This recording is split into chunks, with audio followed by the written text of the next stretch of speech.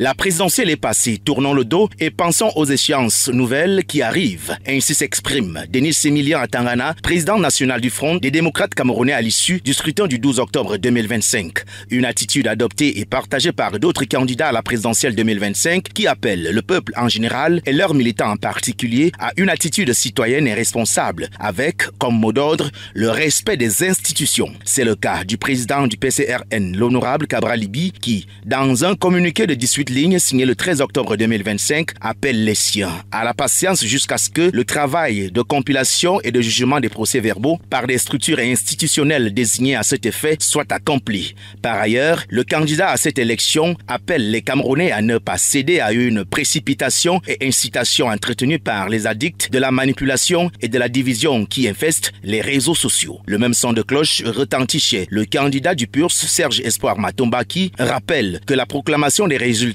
est du domaine réservé à la source officielle qu'est le Conseil constitutionnel. Le président du peuple uni pour la rénovation sociale invite par ailleurs l'opinion nationale et internationale à s'aligner du côté de la majorité des voix exprimées par le peuple camerounais pour un engagement en continu du respect de la démocratie, la transparence et la paix, quelle que soit l'issue du procès. Des appels parmi tant d'autres qui sont le contraire de certaines déclarations anticipées, loin de refléter une réalité dont seules les institutions dûment établies gardent l'exclusivité. Il faut attendre que le verdict des urnes soit donné officiellement. La commission départementale de supervision pour le département de la VINA, j'en fais partie, est à pied d'œuvre depuis hier. Nous sommes encore en train de travailler. Nous avons travaillé toute la nuit durant. Je ne peux pas vous dire que nous avons à ce jour tous les chiffres.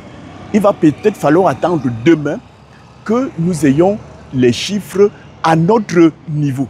Des comportements et des déclarations semblables à des scènes ancestrales confirmées malheureusement par les agitations d'un groupe d'individus dans la ville de Garoua le 12 octobre 2025, juste quelques minutes après la fermeture des bureaux de vote. Des attitudes non indiquées, tout comme la pléthore de publications de faux résultats et l'agitation de certains leaders politiques sur les réseaux sociaux et autres plateformes.